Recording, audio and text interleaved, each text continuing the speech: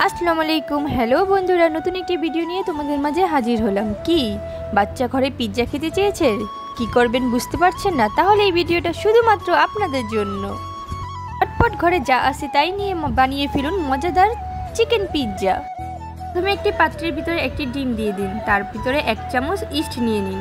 East দেওয়ার পরে লবণ ও 1 চামচ বেকিং পাউডার দিয়ে হালকা কুসুম গরম পানি দিয়ে সব কিছু একসাথে ভালোভাবে মিক্স করে নিন।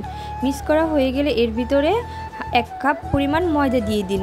আমি এখানে হ্যান্ড ব্লেন্ডার দিয়ে করেছি, আপনারা চাইলে এটা হাতেও করতে পারেন, যেহেতু আমার হাতের কাছে ছিল তাই করেছি। একটা পলিথিনের ভিতরে ঢেকে 1 ঘন্টা রেস্ট দিয়ে দিন। চলে এলাম 1 ঘন্টা।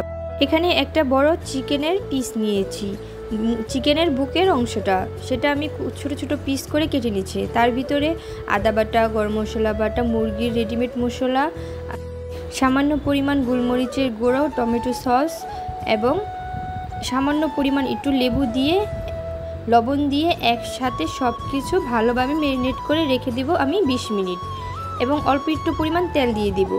এরপর বাসায় আমার হাতের কাছে ডেকোরেশন করতে যে উপকরণগুলো আছে আমি সেগুলোই ব্যবহার করব। এখানে আমি পেঁয়াজগুলো বড় বড় সাইজ করে কেটে নিয়েছি। এরপর আমার বাসায় একটা ক্যাপসিকাম ছিল, সেটাও আমি এখানে দেওয়ার জন্য অ্যাড করছি। তারপরে একটা টমেটোর হাফ অংশ নিয়ে নিলাম। এরপরে কিছু গাজর কেটে নিচ্ছি সাইজ করে। এরপরে আমার বাসায় সসেস ছিল, সেটাও আমি গোল গোল করে কেটে নিলাম। এবার সবগুলো রেখে দেব। এরপর আগে থেকে ম্যারিনেট করা মুরগির মাংসটা আমি এখন হালকাভাবে ফ্রাই করে নিব। এরপর সসেসগুলো হালকা করে ফ্রাই করে নিব। সবগুলো ফ্রাই হলে আমি একটি পাত্রে নামিয়ে ফেলবো। এরপর এলো পিৎজা ডেকোরেশনের পালা। এখন আগেই যে ডো করে তৈরি করে রেখেছিলাম সেটাকে ভালো করে মতে রুটির শেপ দিয়ে নেব। এরপরে আমি একটা প্যানের ভিতরে রুটিটাকে রেখে কাঁটা চামচ দিয়ে পুরো রুটিটাকে প্রসেসিং করে নিব। প্রসেস করা শেষ হয়ে গেলে এর ভিতরে আমি দিয়ে দিব সস, টমেটো সস। এরপর পুরো সসটা আমি ভালো করে ডোটার ভিতরে ম্যারিনেট করে নেব। তারপরে কিছুটা চিজ দিয়ে দিব। চিজ দেওয়া শেষ হয়ে গেলে এখন আগে থেকে তৈরি করা টপিংসগুলো মন মতো করে সাজিয়ে নেব। আপনারা যে যার ইচ্ছে মতো সাজিয়ে নেবেন। এরপর পুরোটা সাজানো হয়ে গেলে আমি এটার উপরে আবারও চিজ দিয়ে দিব। বেশি করে চিজ দিলে খেতে খুবই মজা ও ইয়ামি হবে। আপনারা আপনাদের পরিমাণ মতো দিয়ে নেবেন।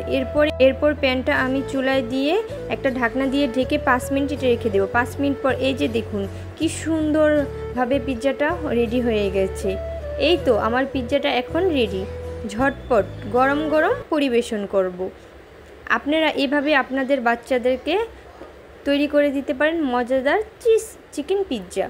ভিডিওটা কেমন লাগলো প্লিজ কমেন্ট করেন জানাবেন। আজকের মতো এই পর্যন্তই। নতুন কোনো রেসিপি নিয়ে আবার আপনাদের সামনে হাজির হব। সে পর্যন্ত সবাই ভালো থাকুন, সুস্থ থাকুন। আল্লাহ হাফেজ।